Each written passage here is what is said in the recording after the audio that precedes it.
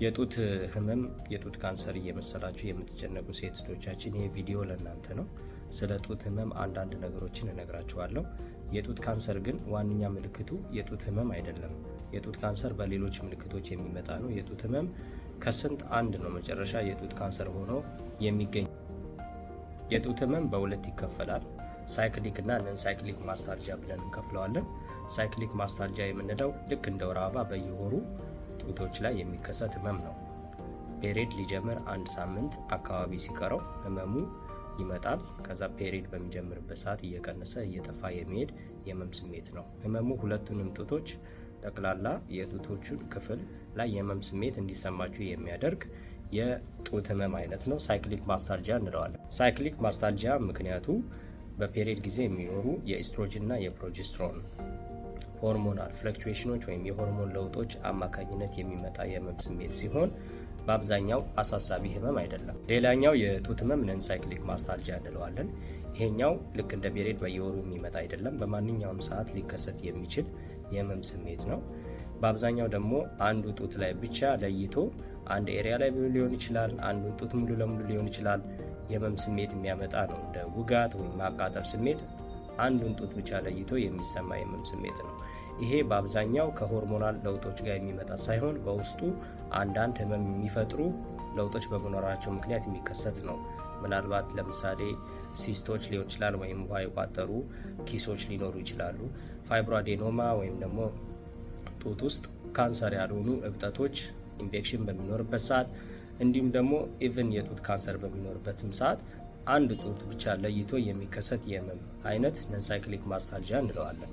ሌላኛው ጡት ላይ የህመም ስሜት በሚኖርበት ሰዓት ማየት ያለብን ነገር ከጡት ውጪ የሆኑ ህመሞች ወደ ጡት ሊሰራጩ ይችላሉ። ለምሳሌ ደረት ላይ፣ አጥንቱ ላይ፣ እዛ አካባቢ ያሉ ጡንቻዎች ላይ፣ ነርቮች ላይ የሚከሰት ህመም ልክ ጡት ላይ ችግር ያለ ይመስል የጡት ህመም ሊያመጣ ይችላል። ወይም ደግሞ ይሄ ኤክስትራ ማማሪ ሶርስ ኦፍ ፔን ወይም ደግሞ ሪፈርድ ፔን እንለዋለን ማለት ነው። ስለዚህ ጡት ላይ ህመም በሚኖርበት ሰዓት ህመሙን ያመጣው ምክንያት እዛው ጡት ውስጥ ላይኖር ይችላል ማለት ነው።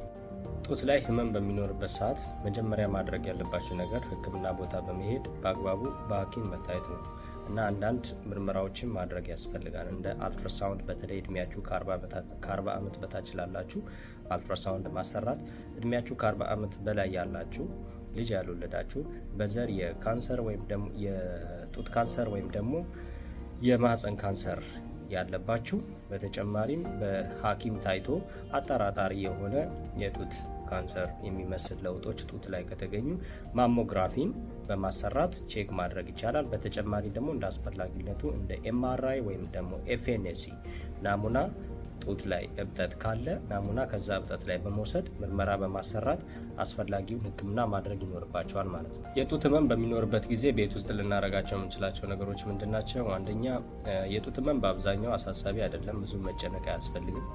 ሁለተኛ ሰፖርቲቭ ብራ ወይም ደግሞ የጡት ህመሙን የማያባብሱ የጡት ማሳዣዎችን ለቀቅ ያሉ የሚመቹ የጡት ማሳዣዎችን መጠቀም ያስፈልጋል።